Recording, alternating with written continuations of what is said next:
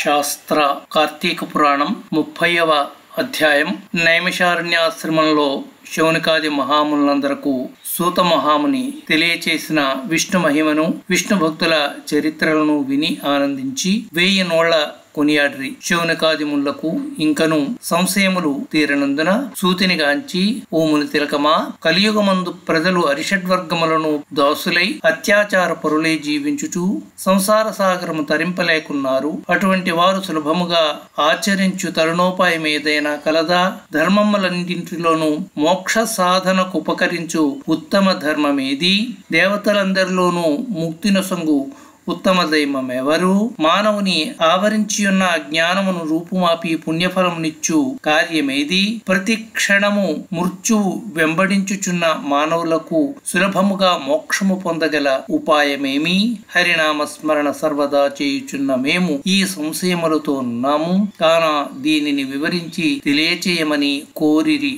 అంతా సూతుడు ఆ ప్రశ్నలు ఆలకించి, ఓ మునులారా, మీకు కలిగిన సంశయములు తెలుసుకొనవలసినవి. కలియుగమునందలి మానవులు మందబుద్ధులు, క్షణిక సుఖములతో నిండిన సంసార సాగరమును దాటుటకు మీరడిగిన ప్రశ్నలు మోక్ష సాధనము కాగలవు. కార్తీక వ్రతము వలన యాగాది క్రతువులు నర్చిన పుణ్యము, దాన ధర్మ ఫలము చేకూరును. కార్తీక వ్రతము శ్రీమన్నారాయణునకు ప్రీతికరమైన వ్రతము. ఇది అన్ని వ్రతముల కంటే ఘనమైనదని శ్రీహరి వర్ణించున్నాడు. ఆ వ్రత మహిమ వర్ణించుటకు నాకు శక్తి చాలదు. అంతేకాదు, సృష్టికర్తయగు ఈ బ్రహ్మదేవునికి కూడా శక్యము కాదు. అయినను సూక్ష్మముగా వివరించెదను వినుడు. కార్తీక మాసమందు ఆచరించవలసిన పద్ధతులను చెప్పుచున్నాను, శ్రద్ధగా ఆలకింపుడు. కార్తీక మాసమున సూర్య భగవానుడు తులారాశి అందున్నప్పుడు శ్రీహరి ప్రీతి కొరకు మనకు ముక్తి కలుగుటకై తప్పనిసరిగా నదీ స్నానము చేయవలను, దేవాలయానికి వెళ్లి హరిహరాదులకు పూజింపవలను, తనకున్న దానితో కొంచెమైన దీపదానమును చేయవలను.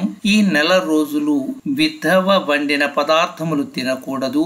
రాత్రులు విష్ణు ఆలయమున కాని శివాలయమున కాని ఆవు నీతితో దీపారాధన చేయవలను. ప్రతిదినము సాయంకాలమున పురాణ పఠనము చేయవలను.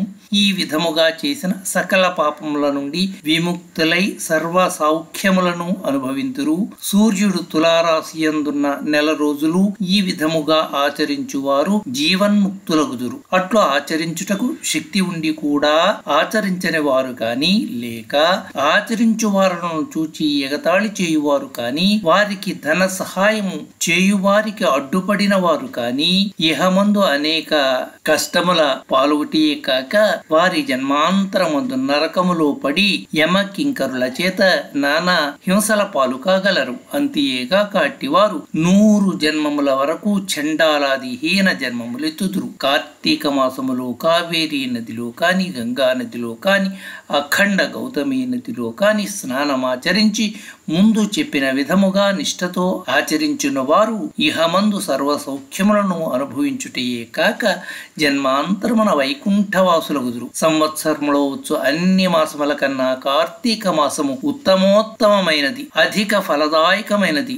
హరిహర అదులకు ప్రీతికరమైనది. కనుక కార్తీక మాస వ్రతము వలన జన్మ జన్మల నుండి సకల పాపములు హరించి మరుజన్మ లేక వైకుంఠమందగలరు. పుణ్యాత్ములకు మాత్రమే ఈ వ్రతం ఆచరించవలనని కోరిక పుట్టును. దుష్టులకు, దుర్మార్గులకు, పాపాత్ములకు కార్తీక మాసమన్నా కార్తీక వ్రతమన్నా ఏవగింపు అసహ్యము కలుగును. కాన ప్రతి మానవుడు ఈ పరమ సత్యమును గ్రహించి ఇటువంటి పుణ్యకాలమును చేతులారా విడువక ఆచరించవలెను. ఇటుల నెల రోజులు చేయలేని వారు కార్తీక శుద్ధ పాడ్యమి నాడు అయినను తమ శక్తి కొలది వ్రతమాచరించి పురాణ శ్రవణము చేసి జాగరణముండి మరునాడు ఒక బ్రాహ్మణునకు భోజనమిడినచో నెల రోజులు చేసిన ఫలముతో సమానమైన ఫలము కలుగును. ఈ మాసములో ధనము, ధాన్యము, బంగారము, గృహము, కన్యాదానములు చేసినచో ఎప్పటికీ తరగని పుణ్యం లభించును.